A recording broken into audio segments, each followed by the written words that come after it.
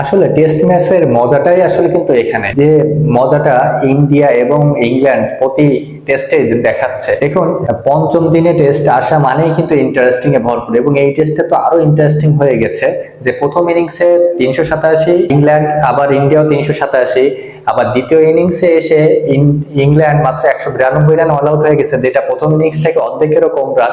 এবং India already 58 রানে 4 wicket পড়ে গিয়েছে, এখনো তাদের 6টা উইকেট আছে এবং ক্রিজে রাহুল অপরাজিত আছেন।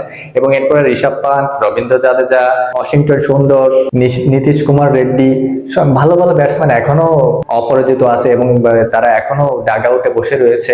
তার মানে ইন্ডিয়ার ক্ষেত্রেও এই টেস্ট ম্যাচটা জেতার সম্ভাবনা আছে, ইংল্যান্ডের ক্ষেত্রেও টেস্ট ম্যাচটা জেতার সম্ভাবনা আছে। তো আমি এই ক্ষেত্রে অবশ্যই আমি ইন্ডিয়াকে একটু এগিয়ে রাখবো, কারণ আপনারা অবশ্যই জানেন যে রাহুল যেহেতু আছে এবং ঋষভ পান্ট কিন্তু যে কোনো ম্যাচের মোড় বদলে ফেলতে পারে। আর মাত্র 135টা রান দরকার, যেখানে যদি একটু ঝোড়ো 50টা রান করে দিতে পারে ঋষভ পান্ট, তাহলে আমি মনে করবো যে বাকি যারা আছে তারা ওই 60, 70, 80 রানটা তারা অনায়াসে টুকটুক করে ফেলতে পারবে। এবং ইংল্যান্ডের ক্ষেত্রে এই টেস্ট ম্যাচটা জেতার সম্ভাবনা নেই এমনটা নয়, তাদেরও আছে, যেহেতু পঞ্চম দিন এবং সিরিজে অবশ্যই বাউন্স আছে এবং হঠাৎ করে লো হয়ে যাচ্ছে বলগুলো, আবার অনেকগুলো এক্সট্রা বাউন্স খাচ্ছে, তাতে করে ব্যাটসম্যানদের খেলার জন্য প্রচুর চ্যালেঞ্জ এখানে। আর্লি যদি রাহুল এবং ঋষভ পান্টের উইকেটটা তারা যদি নিয়ে নিতে পারে দিনের শুরুতেই, তাহলে কিন্তু ইন্ডিয়াকে চেপে ধরতে পারবে এবং তাদের কাছ থেকে টেস্ট ম্যাচটা জিতে তারা 2-1 ব্যবধানে এগিয়ে যেতে পারবে। কিন্তু আমার কাছে কেন জানি মনে হচ্ছে যেন এই টেস্ট ম্যাচটা ইন্ডিয়া জিতে যাবে এবং 2-1 ব্যবধানে ইন্ডিয়া এগিয়ে যাবে,